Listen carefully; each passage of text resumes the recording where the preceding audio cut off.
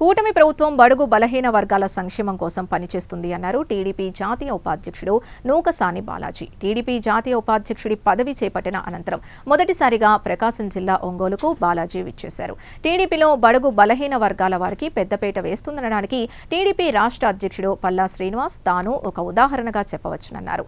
రానున్న రోజుల్లో జాతీయ స్థాయిలో టీడీపీ బలోపేతం చేసేందుకు కృషి చేస్తామని చెప్పారు.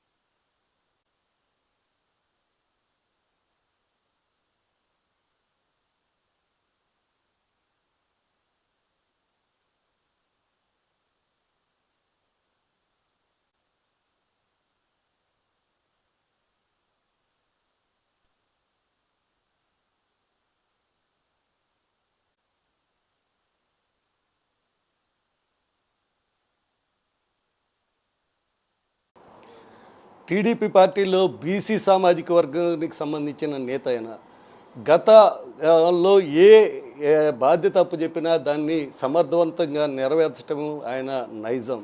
అలాంటి పరిస్థితిలో గతంలో ఈయన ప్రకాశం జిల్లాకి పార్లమెంట్ ఇన్ఛార్జిగా ఉంటూ టీడీపీ పార్టీకి ఉంటూ 10 సీట్లు గతం ఎన్నడూ లేని విధంగా తీసుకురావడం జరిగింది. అది గుర్తించి సీఎం చంద్రబాబు నాయుడు పర్యాటక శాఖ కార్పొరేషన్ చైర్మన్గా ఇవ్వటం జరిగింది. దానికి సంబంధించి రాష్ట్ర వ్యాప్తంగా కూడా చాలా పర్యాటకం అభివృద్ధి చేస్తున్నారు. ఇలా జరుగుతుంది. నేడు టీడీపీ పార్టీకి సంబంధించి జాతీయ ఉపాధ్యక్షుడి పదవి కూడా ఆయన్నే వరించింది. ఆయనే నూకసాని బాలాజీ. ఆయన ప్రస్తుతం మన దగ్గర ఉన్నారు. ఆయన్ని అడిగి తెలుసుకుందాం. సార్ చెప్పండి, ఇప్పుడు బీసీ సామాజిక వర్గానికి సంబంధించిన నేత మీరు టీడీపీలో ఎలాంటి మీకు విలువిస్తున్నారు? అలాగే ఇప్పటివరకు మీకు అనేక పదవులు కూడా ఇవ్వటం జరిగింది. దానికి సమర్థవంతంగా మీరు చేయటం కూడా జరుగుతుంది. ఇప్పుడు పరిస్థితుల్లో జాతీయ ఉపాధ్యక్షుడిగా ఎలాగా పార్టీని అభివృద్ధి చేయబోతున్నారు? రాష్ట్రంలో ఎలాంటి ముందు అడుగు చూపిపోతున్నారు?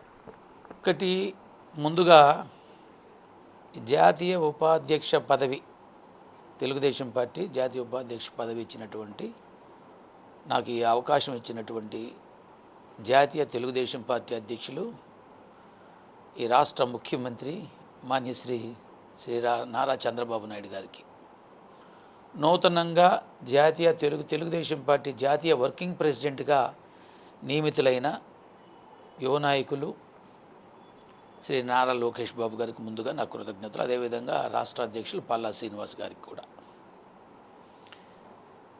తెలుగుదేశం పార్టీ మొదటి నుంచి కూడా బలహీన వర్గాల పార్టీ. బలహీన వర్గాలకి రాజకీయంగా అధిక ప్రాధాన్యత ఇవ్వటంలో కానీ, రాజకీయ చైతన్యం కలిగించడంలో కానీ, బీసీలకి అండగా ఉండటంలో కానీ మొట్టమొదటి నుంచి తెలుగుదేశం పార్టీ ఒక ఆలోచనతో ముందుకొస్తుంది. ఎన్టీ రామారావు గారు 1982లో పార్టీ పెట్టి 1983 జరిగిన ఎన్నికల్లో కూడా బలహీన వర్గాలకి సముచిత ప్రాధాన్యత ఇవ్వడం జరిగింది.